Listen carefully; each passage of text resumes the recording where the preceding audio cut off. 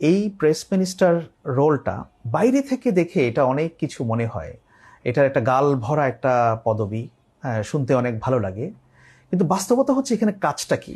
গত বেশ কয়েকদিন ধরে অনেক ফোন কল পাচ্ছি, অনেক টেক্সট, SMS, এবং প্রশ্ন একটাই যে আমি কেন লন্ডনে বাংলাদেশ হাইকমিশনের যে প্রেস মিনিস্টারের পোস্ট এখান থেকে রিজাইন করলাম। এটা অনেককে আমি ব্যক্তিগতভাবে এক্সপ্লেইন করেছি, কিন্তু আসলে সবাইকে তো আর জনে জনে বলা সম্ভব না। অনেকে ভাবছেন যে এটা আমি বেশ আকস্মিক একটা সিদ্ধান্ত নিলাম, হুট করে এরকম একটা সিদ্ধান্ত নিলাম। ব্যাপারটা কিন্তু ওরকম না। আমি গত বেশ কয়েক মাস ধরেই ভাবছিলাম যে আমি এখানে হয়তো আর কাজ করব না। কেন করব না সেটা হচ্ছে একটা বড় প্রশ্ন। আপনারা হয়তো অনেকে জানেন যে আমি প্রায় 22 বছর সাংবাদিকতা করেছি, কিন্তু আমি যখন লন্ডনে পৌঁছলাম, লন্ডনে পৌঁছে কয়েক সপ্তাহের মধ্যে আমি বুঝে গেলাম যে এখানে প্রেস মিনিস্টারের যে কাজ, এটা আসলে আমি করতে পারবো না, বা এই কাজটা আমার জন্য না। প্রশ্ন হচ্ছে কেন আমার জন্য না।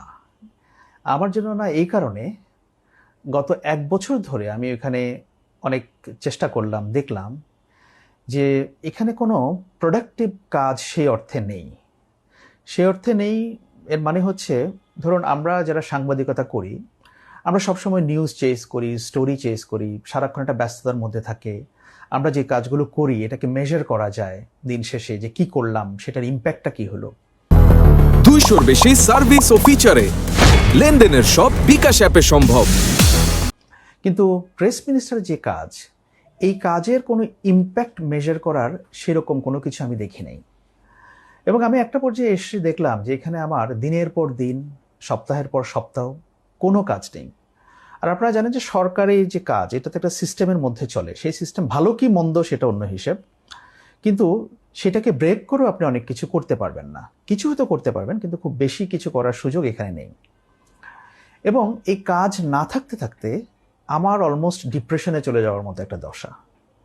কারণ যে আমি একসময় 10 ঘন্টা 12 ঘন্টা কাজ করতাম প্রতিনিয়ত, হঠাৎ করে আমি এসে দেখলাম যে আমার প্রতিদিন আমি 2 ঘন্টাও কাজ করছি না, কোনো কোনো দিন আমি 1 ঘন্টাও কাজ করছি না। একটা সময় আমার যেটা মনে হচ্ছিল যে আমার যে ব্রেইন, এটা মনে হয় নন ফাংশনাল হয়ে যাচ্ছে। আমি ক্রিয়েটিভলি কোনো কিছু চিন্তা করতে পারছি না। তার চেয়ে তো আরেকটা বড় রিজন, তো সেটা আমি নিজেই ব্যাখ্যা করেছি, যে আমার পারিবারিক এবং ব্যক্তিগত কারণে এখানে আমার থাকতে হবে ঢাকায়। এখন আমার কাছে যেটা মনে হয় যে এই প্রেস মিনিস্টার রোলটা বাইরে থেকে দেখে এটা অনেক কিছু মনে হয়। এটার একটা গাল ভরা একটা পদবি, শুনতে অনেক ভালো লাগে, কিন্তু বাস্তবতা হচ্ছে এখানে কাজটা কি। যারা অ্যাক্টিভ জার্নালিস্ট, যারা সত্যিকার অর্থে সাংবাদিকতার মাঠে থাকে বা সাংবাদিকতা করে, ইম্প্যাক্টফুল জার্নালিজম করে, তাদের জন্য এই পোস্টে এখানে কাজ করাটা এটা সুইটেবল না, এটা তাদের জন্য। আমার যে এক্সপিরিয়েন্স, সেটা আমি দেখলাম যে ফরেন মিনিস্ট্রিতে যারা কাজ করেন, তাদেরকে একটা মিডিয়া ট্রেনিং কোর্স যদি অন্তর্ভুক্ত করা হয়, তারা যখন প্রথমে কাজ করেন, এবং টাইম টু টাইম যদি তাদের ট্রেনিং মডিউলটাকে আপডেট করা হয়, এই কাজটা তারাই করতে পারেন। It is very simple. এখনকার দিনে আপনারা জানেন যে ডিজিটাল প্ল্যাটফর্মের যে উত্থান এবং অন্যান্য বিষয়গুলো, এটার জন্য আসলে আমাদের আগের সিস্টেমে আর কাজ করলে চলবে না। সো গভর্নমেন্ট সিস্টেম তো এখনো সেই পুরনো ভাব অনেকটা রয়ে গেছে, কিন্তু এটাকে অনেক বেশি রিফর্ম করতে হবে।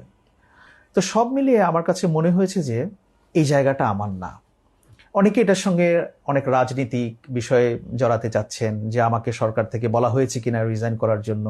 না, আমাকে কোনো কিছুই বলা হয়নি। এবং আমি যে এখানে কন্টিনিউ করতে চাই না বা থাকবো না, এই বিষয়টা আমি মৌখিকভাবে আমি জানিয়েওছিলাম যাদেরকে জানানোর দরকার। এবং আমার কাছে মনে হয় যে সাংবাদিকতায় ফিরে আসাটাই হচ্ছে আমার আসল জায়গা, ওইটাই আমার জায়গা। আমি যা করি না কেন, ভালো করি মন্দ করি, লোকে প্রশংসা করুক নিন্দা করুক, সাংবাদিকতা থেকে কাজ করে সেই প্রশংসা এবং নিন্দা নেওয়াটাই হচ্ছে আমার কাজ, এবং সেখানেই আমি কমফোর্টেবল।